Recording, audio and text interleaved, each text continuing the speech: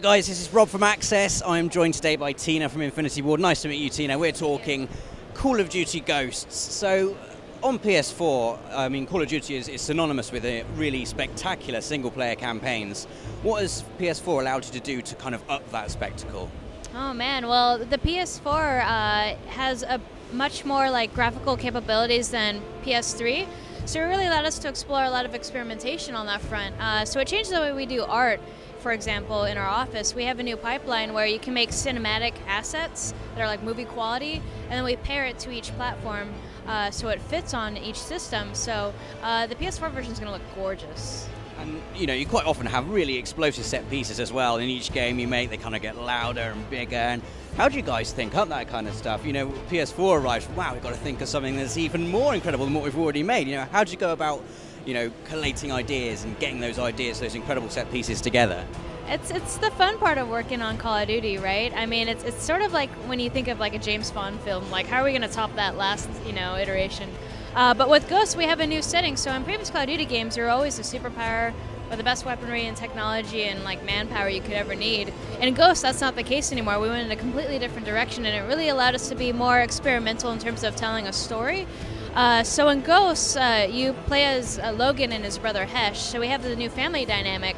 But you get to meet up with the Ghosts in this new setting that we created where the U.S. is sort of in decay. And barely holding on for survival against a new superpower called the Federation. And the Ghosts in this setting are essentially what's left of like the elite forces in the U.S. trying to protect what's left. So there's a very few of them.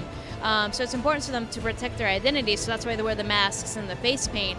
But they're really cool because they can go across enemy lines and get the job done and do things that no one else can. So you and Hesh get to meet up with the Ghosts and play alongside them, but it really allowed us to explore different opportunities. So, for example, like we showed Into the Deep at E3, you're taking out an enemy base. In previous Call of Duty games, maybe you just send an airstrike to do it, or a lot of manpower, but you can't because there's only maybe like 5 or 6 of you. So in Into the Deep, you go underwater, trying to remain stealth to approach the enemy base, and you're fighting people along the way just to try to like protect that, the fact that you don't want enemies knowing that you're there. So it's going to be a lot of fun. And what can you tell us about the story as well? You've left the Modern Warfare series behind now. This is a new chapter in Call of Duty. What can you reveal to us about the Ghost story? The Ghost story is going to be a lot of fun because we worked really closely with Stephen Gaghan, who's an Oscar-winning writer, who really helped us flesh out the personalities and characters and the environment that the story takes place in.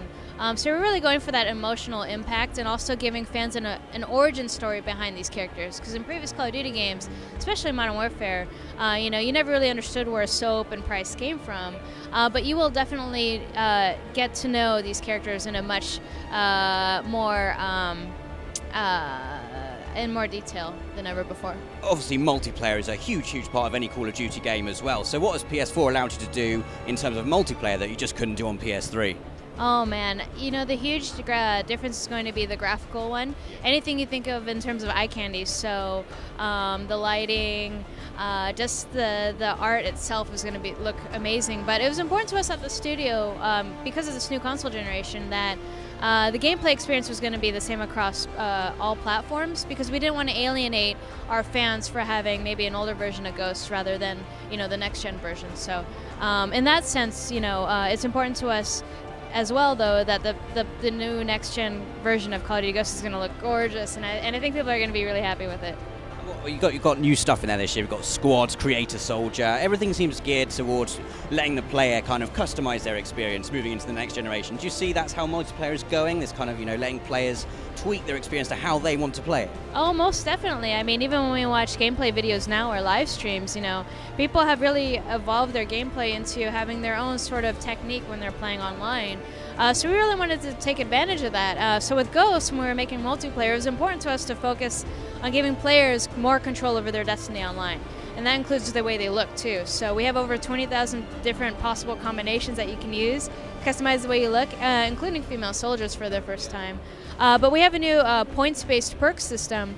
In previous Call of Duty games, you're always limited by 3 different categories and choosing which one you liked out of the 3.